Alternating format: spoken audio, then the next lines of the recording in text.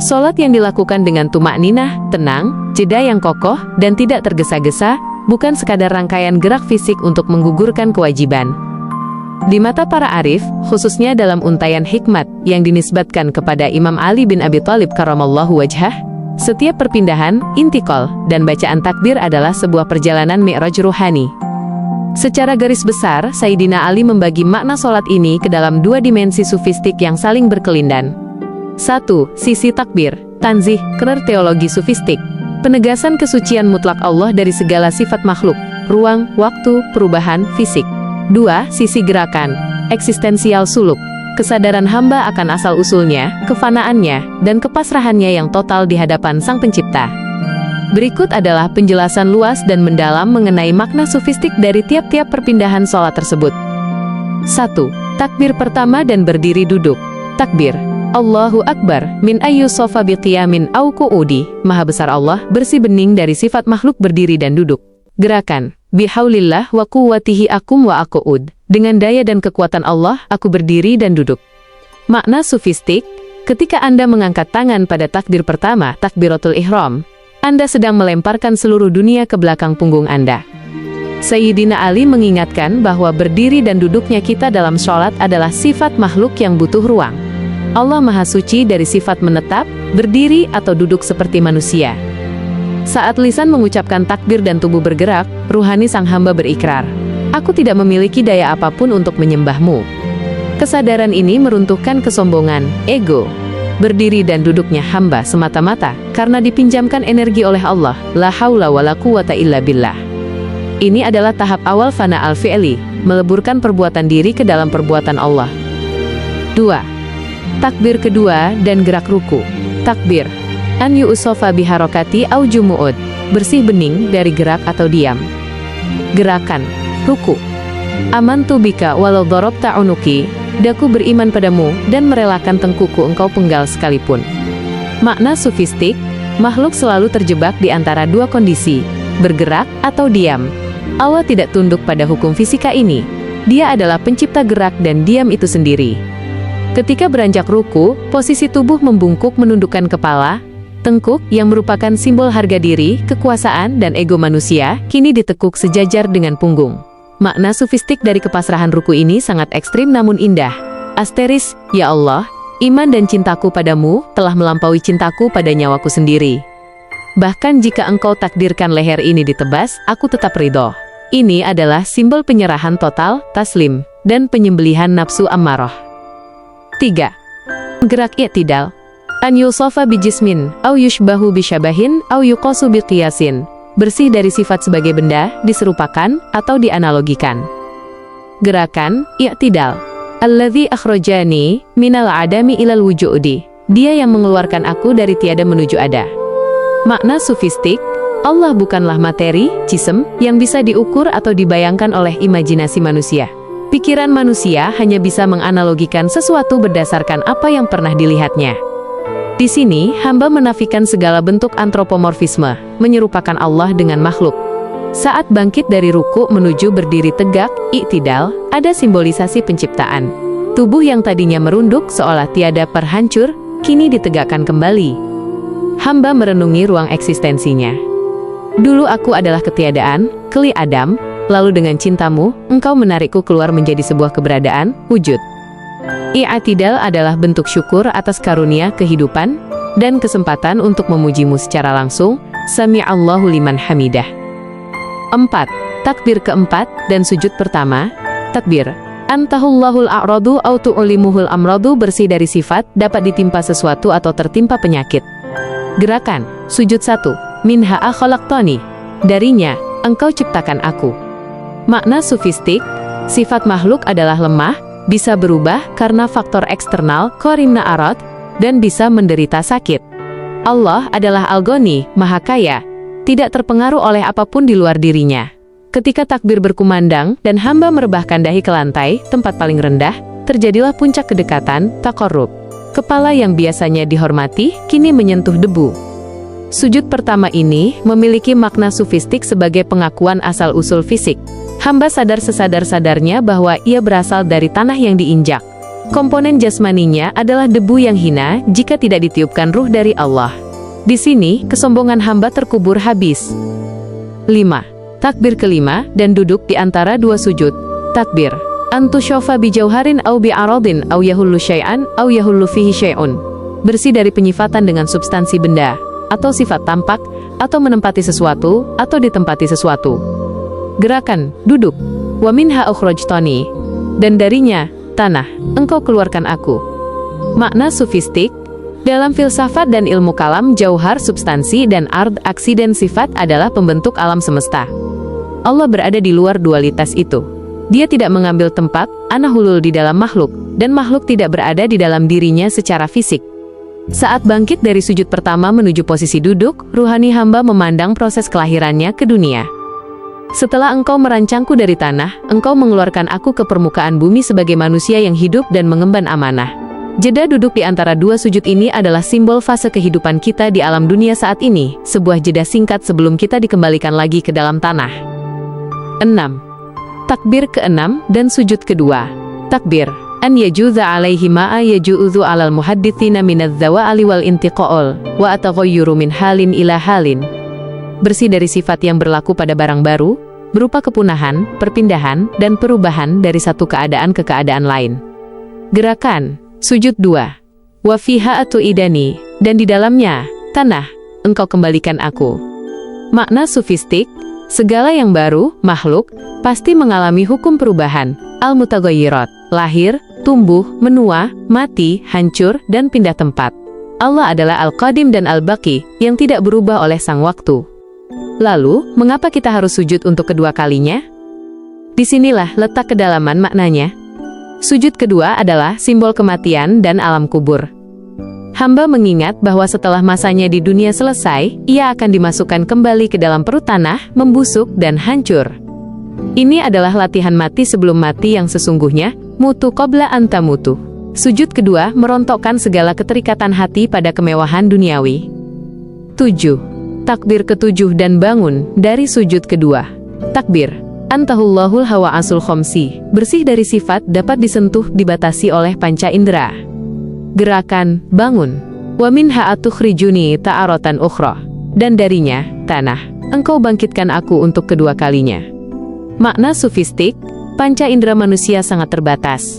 Kita tidak bisa melihat Allah dengan mata kepala fisik di dunia ini, karena Allah maha besar dari segala batasan indrawi. Ketika hamba bangkit berdiri, atau bersiap duduk tahiyat dari sujud kedua, ruhani hamba langsung dilesatkan ke masa depan. Hari kebangkitan, Yaumul Ba'ats. Gerakan naik ini adalah simbol ketika trompet Israfil ditiup, dan seluruh jasad manusia dirangkai kembali, keluar dari kuburnya untuk menghadap mahkamah ilahi. Di fase ini, sholat melatih hamba untuk memiliki kesadaran akhirat yang akut. 8. Gerak dan bacaan duduk tahiyat. Makna. Inni aqamtul haqqan wa amutul batila. Ya Allah, sesungguhnya aku menegakkan kebenaran, dan aku memusnahkan kebatilan. Makna sufistik. Duduk tahiyat adalah duduknya seorang hamba yang telah menempuh perjalanan panjang dari awal takbir, penciptaan, hingga kebangkitan akhirat. Kini ia duduk bersimpuh di hadapan Raja di Raja. Duduk ini bukan lagi sekadar istirahat, melainkan proklamasi komitmen ruhani. Duduk tegak dengan melipat kaki adalah posisi siap siaga seorang ksatria spiritual. Hamba berjanji bahwa sepulangnya, ia dari pertemuan dengan Allah ini, ia akan menjadi instrumennya di bumi. Menegakkan keadilan perkebenaran, al-haqqo di dalam dirinya, mengalahkan nafsu, serta memusnahkan kebatilan, al-batil, dalam kehidupannya sehari-hari. 9. Gerak tahiyat, syahadat. Makna, tajdiidul imani wa muawadatul islami wal iqrari bil ba'thi ba'dal mauti, pembaruan iman, kembali pada Islam, serta mengakui adanya kebangkitan setelah kematian. Makna sufistik, saat jari telunjuk berisyarat menunjuk satu arah ketika syahadat, itu adalah simbol tauhid mutlak. Jari yang satu melambangkan bahwa tidak ada sekutu baginya. Secara sufistik, iman manusia bisa aus dan terdistraksi oleh urusan dunia selama seharian penuh. Melalui syahadat di akhir sholat ini, hamba melakukan factory reset, pembersihan total, atas ruhaninya. Ia memperbarui syahadatnya, mempertegas status keislamannya, dan mengunci keyakinannya bahwa pengadilan setelah kematian adalah sebuah kepastian yang tak terbantahkan. 10. Gerak tahiyat akhir, pujian sebelum salam. Makna tamji'idur Rabbi subhanahu wa ta'zimuhu amma qa'laz zalimuna wa wana'tahul mulhiduun. Penyucian pemelihara alam serta pengayom atasnya dari apa yang diucapkan orang-orang zalim dan disifati orang-orang yang berlebihan menyimpang. Makna sufistik, sebelum kembali ke alam sadar keduniawian, hamba memberikan penghormatan terakhir, tamjid dan ta'zim. Ini adalah bentuk penjagaan hati, benteng ruhani. Hamba menyucikan asma Allah dari segala tuduhan keliru orang-orang zalim yang menganggap Allah tidak adil, atau kaum ateis mulhid yang mengingkarinya. Hamba memosisikan dirinya sebagai pembela kesucian Allah di muka bumi. 11. Gerak salam. Makna tarahumun anillahi subhanahu fa ma'naha hadhihi ama'anun lakum min adzabi yaumul qiyamah. Belas kasih dari Allah SWT yang maknanya, inilah keamanan bagi kalian dari azab pada hari kiamat. Makna sufistik, sholat dimulai dengan takbir, meninggalkan dunia, dan diakhiri dengan salam, kembali ke dunia. Menengok ke kanan dan ke kiri bukan sekadar menyapa malaikat atau sesama manusia, melainkan membawa oleh-oleh dari mi'rajnya. Oleh itu adalah rahmat, tarohum dan rasa aman, amaan.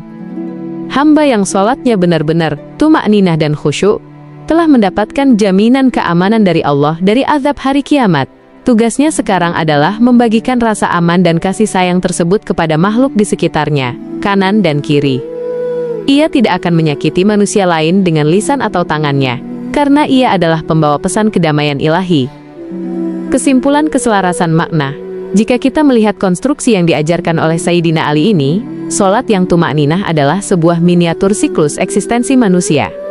Tanpa adanya tumakninah, jeda batin yang tenang, transisi ruhani yang begitu dahsyat dari satu alam ke alam lain ini akan hilang, dan sholat hanya akan menjadi gerakan olahraga tanpa jiwa.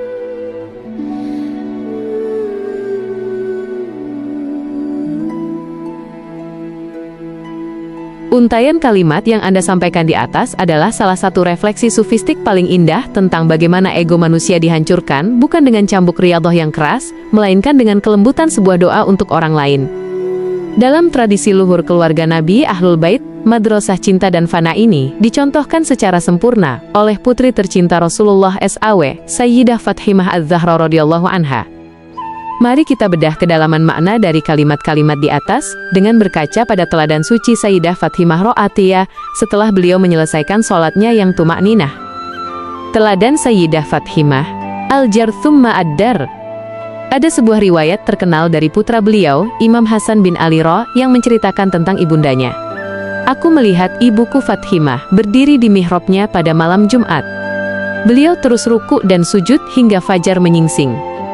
Aku mendengar beliau mendoakan kaum mukminin dan mukminat, menyebut nama mereka satu persatu, dan memperbanyak doa untuk mereka, namun beliau tidak mendoakan dirinya sendiri sedikit pun. Aku bertanya, wahai ibu, mengapa engkau tidak mendoakan dirimu sendiri sebagaimana engkau mendoakan orang lain? Sayyidah Fathimah menjawab, wahai putraku, tetangga terlebih dahulu, baru kemudian rumah sendiri, al-jar thumma ad-dar. Analisis kedalaman makna kalimat. 1. Penghancuran benteng ego, keluarkan diri dari pusat semesta. Sebenarnya, hatinya sedang dibersihkan dari salah satu penyakit terbesar manusia, ego yang hanya sibuk dengan dirinya sendiri. Penyakit terbesar dalam suluk, perjalanan spiritual adalah ananiyah, keakuan, ego. Manusia secara naluriah menganggap dirinya adalah pusat semesta. Semua harus berputar demi kepentingannya. Saat seseorang melafalkan doa untuk orang lain setelah sholat, ia sedang melakukan operasi bedah spiritual. Ia memaksa ruhaninya keluar dari jeruji ego.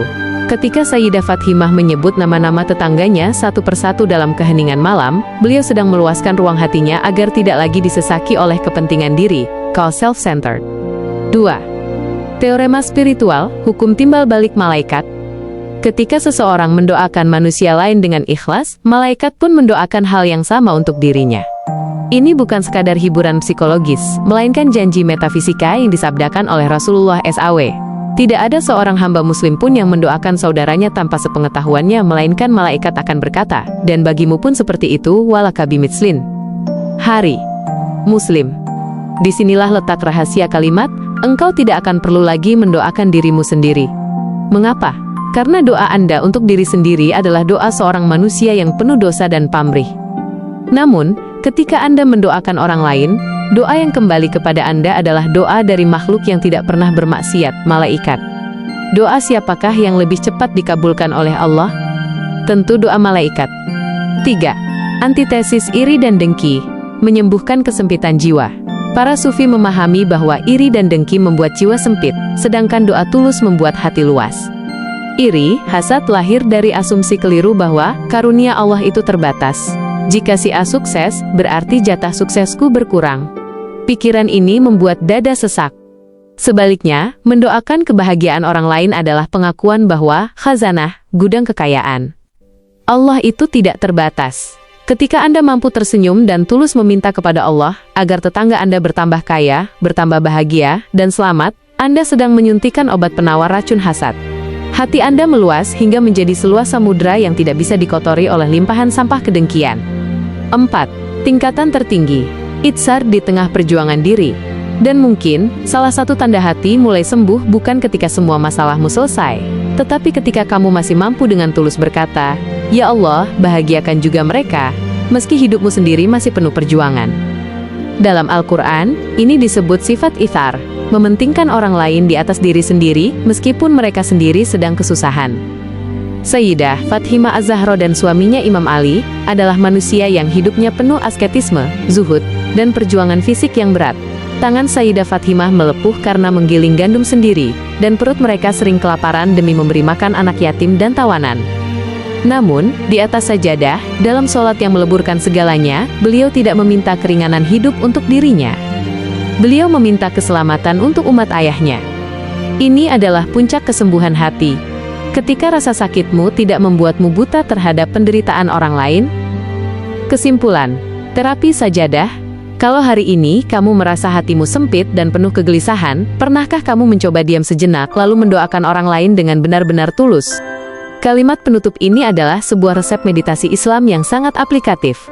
Ketika kita didera kecemasan, depresi, atau merasa hidup tidak adil, ego kita sebenarnya sedang menjerit meminta perhatian. Jika kita menuruti jeritan itu dengan terus mengeluh dalam doa, "Ya Allah, mengapa aku? Ya Allah, mudahkan aku saja," hati justru bisa semakin menyempit karena fokus pada kekurangan. Cobalah balik strateginya setelah sholat yang tuma'ninah. Duduklah, pejamkan mata, bayangkan wajah orang-orang yang Anda tahu sedang kesulitan, atau bahkan orang yang menyakiti Anda. Sebut nama mereka. Mintalah kepada Allah dengan meratap agar Allah mengangkat beban mereka, memberikan mereka kelapangan, dan membahagiakan keluarga mereka. Saat Anda melakukan itu secara tulus, tanpa Anda sadari, beban berat yang menghimpit dada Anda tiba-tiba terangkat. Allah meluaskan hati Anda bukan dengan cara menyelesaikan masalah Anda saat itu juga, melainkan dengan cara membuat masalah Anda terasa kecil karena kebesaran jiwa yang telah Allah karuniakan lewat wasilah doa tulus Anda untuk sesama.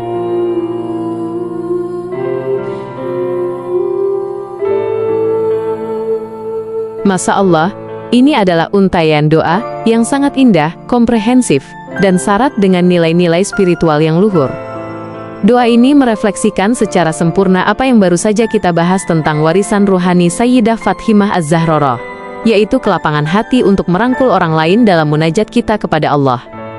Sebelum kita bedah kedalaman maknanya, mari kita rapikan teks, transliterasi, dan terjemahan dari doa mulia yang Anda sampaikan. Teks, transliterasi, dan terjemahan. Teks Arab. Transliterasi. Allahumma ya barru ya rahim, urzuqu ummi wa abi wa ahli wa ikhwani wa akhawati wa sa'iril mu'minina wal mu'minaat wal muslimina wal muslimaat, barakatan fi umurihim wa nuran fi qulubihim wa dhiya'an fi wujuhihim wa sa'atan fi rizqihim wa afiyatan fi abda'anihim wa ridhan fi anfusihim wa shrif anhum kulla su'in wa marad. Terjemahan. Ya Allah, wahai yang maha melimpahkan kebaikan, wahai yang maha penyayang, karuniakanlah kepada ibuku, ayahku, keluargaku, saudara-saudara laki-lakiku, saudari perempuanku, serta seluruh kaum mukmin laki-laki dan perempuan, serta kaum muslim laki-laki dan perempuan, keberkahan dalam urusan mereka, cahaya di dalam hati mereka, keindahan persinar pada wajah-wajah mereka, kelapangan pada rezeki mereka, kesehatan afiah pada jasad mereka, dan keridhaan di dalam jiwa mereka. Serta palingkanlah, jauhkanlah dari mereka segala keburukan dan penyakit. Bedah makna sufistik dan kedalaman doa. Doa ini bukan sekadar daftar permintaan, melainkan sebuah arsitektur keselamatan yang lengkap untuk orang-orang yang kita cintai dan umat muslim secara keseluruhan. Mari kita selami 6 karunia yang Anda minta untuk mereka. 1. Ya Barru ya Rahim, Asmaul Husna sebagai pembuka. Anda membuka doa dengan menyentuh 2 sifat Allah yang sangat lembut. Al-Bar berarti Allah Maha Dermawan yang kebaikannya mengalir tanpa henti kepada makhluk, bahkan sebelum diminta. Ar-Rahim adalah kasih sayangnya yang spesifik dan mendalam. Memanggil 2 nama ini seolah sedang mengetuk pintu arsy dengan kelembutan yang mutlak. 2. Struktur kedekatan, dari ring 1 hingga jagat raya. Perhatikan bagaimana urutan orang yang Anda doakan bergerak melingkar membesar. Ummi wa abi, ibu dan ayah. Akar eksistensi kita di dunia. Ahli, keluarga, pasangan, anak. Ruang hidup terdekat kita. Ikhwani wa akhwati, saudarai. Belahan daging dan darah kita.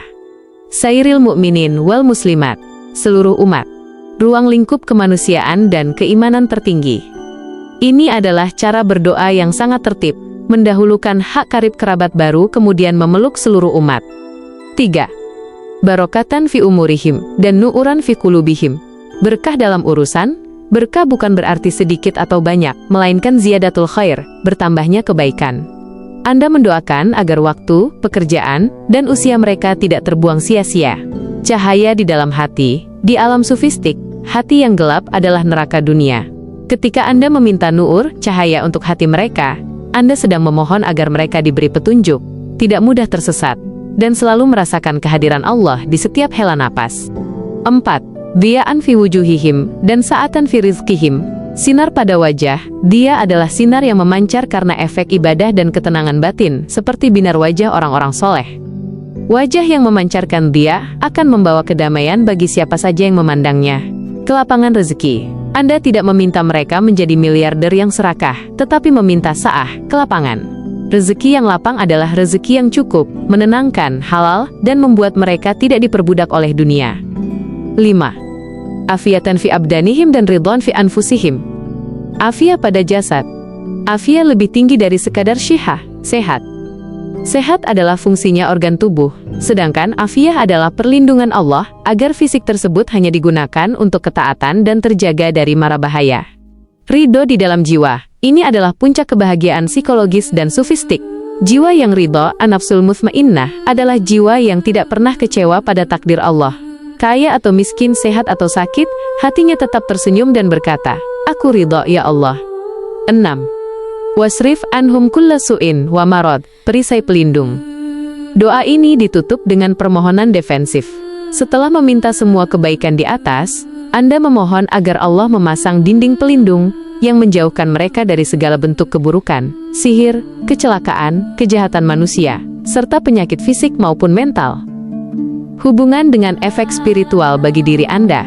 Kembali ke kaidah yang kita bahas sebelumnya, ketika Anda melafalkan doa ini dengan ketulusan yang pekat setelah sholat yang tumakninah, seluruh malaikat di langit menggemakan doa yang sama untuk Anda. Bayangkan, Anda mendoakan ibu, ayah, dan umat muslim mendapatkan 6 berkah di atas. Maka di saat yang sama, jutaan malaikat sedang menunjuk wajah Anda dan berkata kepada Allah, "Ya Allah, berikan juga untuk orang yang sedang berdoa ini keberkahan urusan, cahaya hati, sinar wajah, kelapangan rezeki, afiat jasad, keridhaan jiwa, dan lindungi dia dari segala penyakit." Doa ini adalah jalan pintas terbaik untuk memperbaiki hidup Anda sendiri dengan cara memikirkan dan memperbaiki hidup orang lain melalui jalur langit. Amalkan doa indah ini secara istiqomah.